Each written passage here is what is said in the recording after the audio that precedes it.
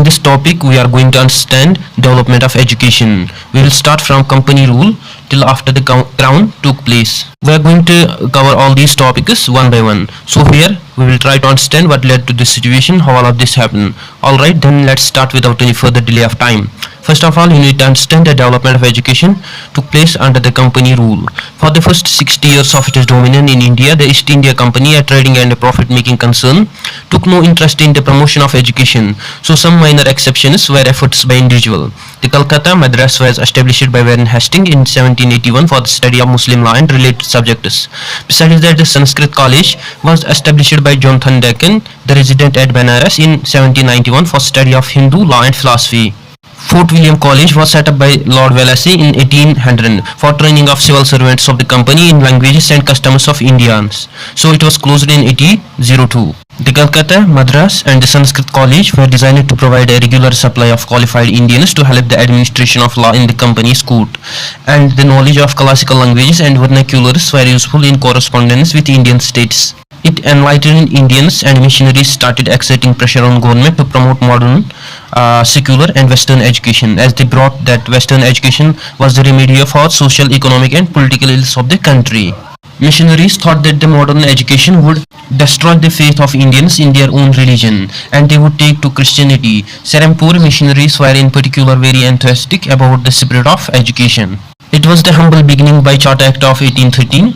In Charter Act of 1813 incorporated the principle of encouraging learned Indians and promoting knowledge of modern sciences in the country. This act directed the company to sanction 1 lakh rupees annually for this purpose. However, even this petty amount was not made available till 1823, mainly because of the controversy regarding the question of direction that his expenditure should take. So, meanwhile, these efforts of enlightening India, such as Raja Ram Mohan Roy, bore fruit, and the grant was sanctioned for Calcutta College, set up in 1817 by educated Bengalis, imparting English education in Western humanities and sciences. And the government also set up 3 Sanskrit colleges at Calcutta, Delhi and Agra. After the end of Charter Act of 1813, Orient Anglicist controversy began. Within the General Committee of Public Instruction, the Anglicists argued that the government spending on education should be exclusively for modern studies, while the Orientalists said that the Western sciences and literature should be taught to prepare students to take up jobs. Emphasis should be placed on the expansion of traditional Indian learning. Even the Anglicists were divided over the question of medium of instruction. One faction was of English language as a medium, while the other faction was for the Indian vernacular for the purpose. Unfortunately, there was a great deal of confusion over the English and vernacular languages as a medium of instruction and as objects of study. After the end of this controversy, Lord Macaulay minutes he was settled interview in the favor of Anglicists. It was begun in 1835. The limited government resources were to be devoted of teaching of Western sciences and literature through the medium of instruction of English language alone. So the Lord Macaulay held the view that Indian learning was inferior to European learning, which was true as far as physical and social sciences in the contemporary stage were concerned. After that, the government soon made English as a medium of instruction in its schools and colleges, and opened a few English schools and colleges instead of a large number of elementary schools, thus neglecting mass education. The British planned to educate a small section of upper and middle class, thus creating a class Indian in blood and color, but English in tastes, in opinions, in morals and in intellect, who would act as interpreters between the government and the masses, and would enrich the vernaculars by which knowledge of Western sciences and literature would reach the masses. This was called the downward filtration theory. Besides that, the modern ideas, if not education, did filter down the masses, though it not in the form of desired by the rulers, but through the political parties, press, pamphlets, public platforms, etc. And the modern education only helped this process by making available the basic literature on physical and social sciences to nationalists, thus stimulating their capacity to make social analysis. Otherwise, the content, structure and curricula of the modern education served colonial interests. After the end of Lord Macaulay minutes, so it was a new beginning of that's called the effort of Thompson. So James Thompson, he was a lieutenant governor of Northwest provinces 1843 to 53. He developed a comprehensive scheme of village education through the medium of vernacular languages. In these village schools, useful subjects such as mensuration and agriculture sciences were taught. Besides that, the purpose was to train the personnel for the newly set up Revenue and Public Works Department. After the efforts of Thomson, Wood's Despatch report came into the existence. In 1854, Charles Wood prepared a dispatch on an educational system of India. He was considered a mega carton of English education in India. This document was first a comprehensive plan to spread of education in India. It was asked the government of India to assume responsibility for education of the masses, thus repudiating the downward filtration theory at least to one paper. Besides that, it is systematized that the hierarchy from vernacular primary schools in villages at bottom, followed by Anglo-vernacular high schools, and an affiliated college at the district level and affiliated universities in the presidency towns of Calcutta, Bombay and Madras. It was also recommended that the English as a medium of instruction for higher studies and vernaculars at school level. And it led to the stress on female and vocational education on teacher training, and it also laid the foundation of the education imparted in government institutions should be secular, and a system of grants and aid to encourage private enterprise. Besides that, we will know about the developments during 1857. In 1857, University at Calcutta, Bombay and Madras were set up, and later the departments of education were set up in all the provinces. The Bithuni school, founded by J.E.D. Bithuni at Calcutta in 1849, was the first fruit of the powerful movement of education of women which arose in 1840 century and 1850 century. Bithuni was the president of Council of Education. Mostly due to the Bithuni's effort, girls' schools were set up on a sound footing and brought under the government grants and aid and inspection system. Besides that, an agriculture institute at Pusa, Bihar and engineering institute at Roorkee were started, and the ideals and methods of Wood's Despatch dominated the field of 5 decades, which saw the rapid westernization of the education system in India. With educational institutions run by European headmasters and principals, missionary enterprises played their own part, so gradually the private Indian effort appeared in the field. After these developments, the Crown took over and the Hunter Education Commission took place. It took place in 1882-83. Earlier schemes had neglected primary and secondary education. When education was shifted to provinces in 1817, the primary and secondary education further suffered because the provinces already had limited resources at their disposal. In 1882, the governor appointed a commission under the chairmanship of W. W. Hunter to review the progress of education in the country since the Despatch of 1854. The Hunter Commission mostly confined its recommendations to primary and secondary education. This commission emphasized that the special care is required for extension and improvement of primary education, and that the primary education should be imparted through vernacular. And it also recommended that the transfer of control of primary education to newly set up district and municipal boards. It also recommended that the secondary high school education should be 2 divisions. One is literary and other one is vocational. Literary leading up to the university and vocational for commercial careers. Besides that, they drew attention to adequate facilities for female education, especially outside presidency towns, and made recommendations for its spread. The next 2 decades saw the rapid growth and expansion of secondary and collegiate education with the participation of Indians. Also, more teaching cum examination universities were set up, like the Punjab University in 1882 and the Allahabad University in 1887. After the Hunter Commission, Indian University Act 1904 came.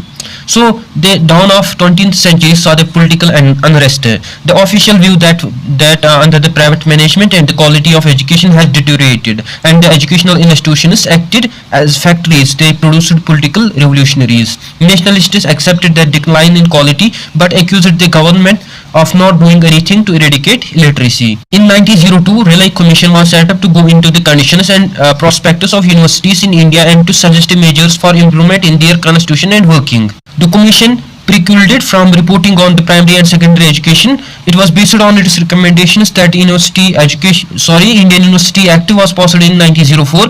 As per the Act, universities were to give more attention to study and research, and the number of fellows of universities and their period in office were reduced, and most fellows were to be nominated by the government. Besides that, the government was to have the power to veto universities' senate regulations and could amend these regulations or pass regulations on its own. Conditions were to be made stricter for affiliation of private colleges, and 5 lakh rupees were to be sanctioned per annum for 5 years for improvement of higher education and universities. Lord Curzon justified the greater control over universities in the name of quality and efficiency, but actually sought to restrict the education and to discipline the educate towards the loyalty to the government, and the nationalists saw in it an attempt to strengthen imperialism and to subjugate nationalist feeling. Gokhale called it a retrograde measure. After the University Act, Government Resolution on Education Policy in 1930 came. In 1906, the Progressive State of Wardha introduced compulsory primary education throughout its territories. Besides that, the national leaders argued that the government to do so for British India. Gokhale made the powerful advocacy for in its legislative assembly. In its 1913 resolution on education policy, the government refused to take up the responsibility of compulsory education, but they accepted the policy of removal of illiteracy and argued that principal governments to take early steps to provide free elementary education to the poorer and the backward sections of the society, and the private efforts were to be encouraged for this, and the quality of secondary schools was to be improved. And a university, it was decided to establish in each province, and teaching activities of universities were to be encouraged. After the government resolution on education policy, Sadler University Commission 1917 to 19 came. This commission was set up to study the report on problems of Calcutta University, but its recommendations were applicable more or less to other universities also. It reviewed the entire field from school education to university education. It held the view that the improvement of the university education and also the improvement of secondary education was a necessary precondition. Its observations were as follows: school course should be cover 12 years, and the students should enter university after an intermediate stage rather than matric. For the 3 years degree course in university, this was done to prepare students for university stage and relieve universities of a large number of below university standard students, and they provide collegiate education to those not planning to go through the university stage. And a separate board of secondary and intermediate education should be set up for administration and control of secondary and intermediate education. And there should be less rigidity in forming university regulations, and university should function as centralized unitary residential teaching autonomous body rather than as secretariat affiliated colleges. Female education, applied scientific and technological education, teacher training including those of professional and vocational colleges should be extended.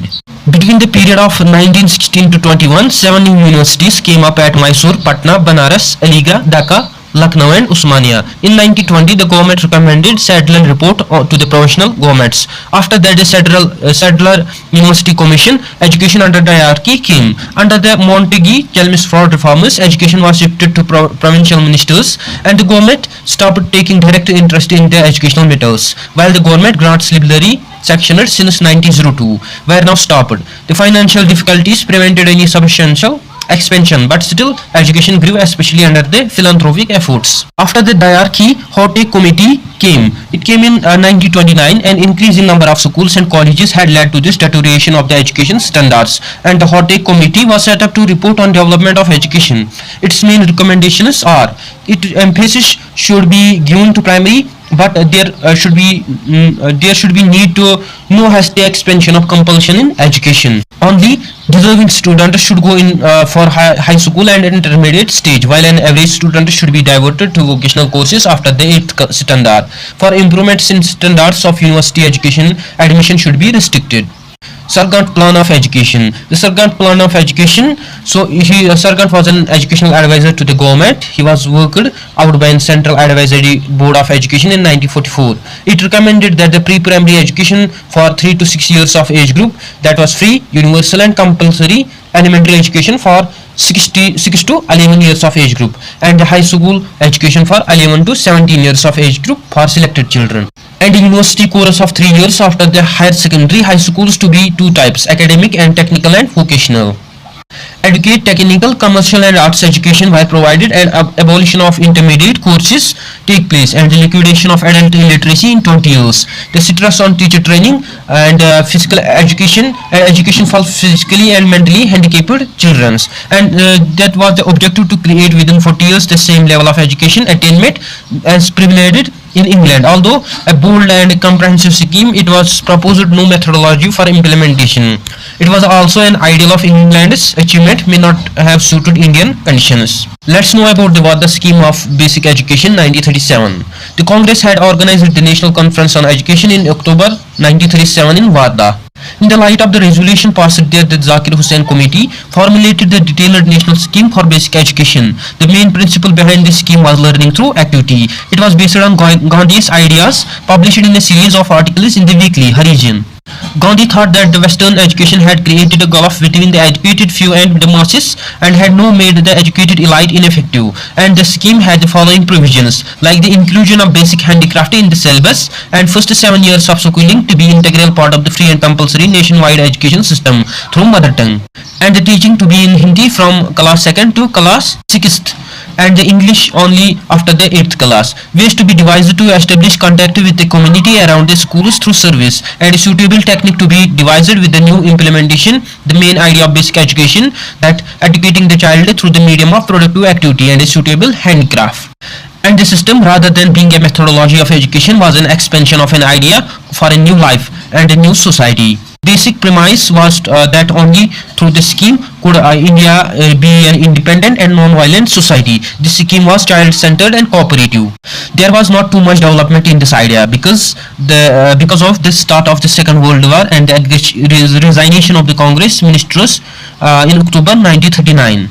After that, the development of vernacular education took place. During the early 19th century, vernacular education was a sorry state of affairs. It was mostly dependent on the contributions of wealthy zamindars. In 1835, 36 and 38, William Adams' report on vernacular education in Bengal and Bihar pointed out defects in the system of vernacular education. In 1843-53, James Johnson's experiment in northwestern provinces, UP, as a lieutenant governor there, included opening of the government schools as model schools in each tehsildari and a normal school for teacher training for vernacular schools. In 1853, in famous minute, Lord Dalhousie expressed strong opinion in favor of vernacular education. In 1854, Wood's Despatch made the following provisions of vernacular education, like the improvement of standard supervision by government agency, normal schools to train teachers. These give impetus to the cause of vernacular education. In 1854 to 71, the government paid some attention to the secondary and vernacular education. The number of vernacular schools were increased by more than fivefold. In 1882, the Hunter Commission held that the state should make a special effort for extension and improvement of vernacular education. Besides that, the mass education was to be seen as instructing masses through vernaculars. In 1904, education policy put special emphasis on vernacular education and increasing grants for it. In 1920, Horty Commission presented a gloomy picture of primary education.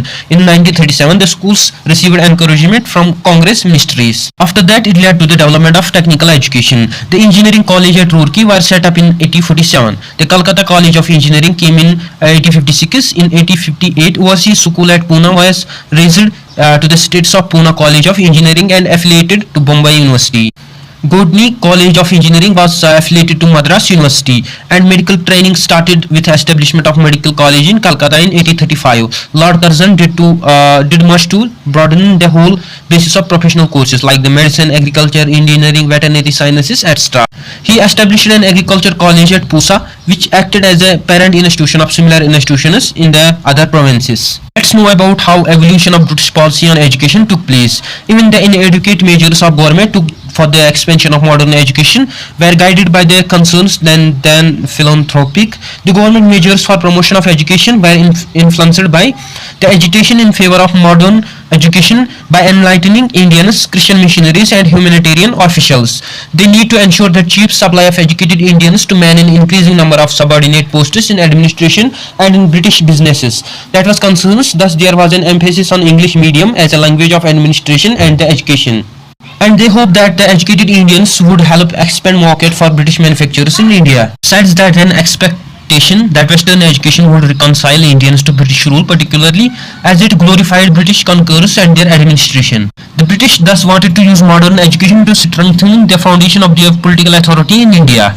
Traditional system of India learning gradually declined for want of support, and especially after 1844 when it was declared that applicants for government employment should possess knowledge of English. And the mass education was neglected, leading to the widespread illiteracy. 1911 that was 84%, and in 1921 that was 92%, which created a wide linguistic and cultural gap between the educated few and the masses. Since the education was to be paid for it became a monopoly of upper and richer classes and city dwellers. There was an almost total neglect of women's education because the government did not want to erode wealth of orthodox section, and it had no immediate utility of colonial rule. Besides that, the scientific and technical education was by and large neglected. By 1857, there was only 3 medical colleges at Calcutta, Bombay and Madras, and only 1 good engineering college at Roorkee, which was open only to the Europeans and Eurasians. I hope you find this video informative. Thanks for watching it.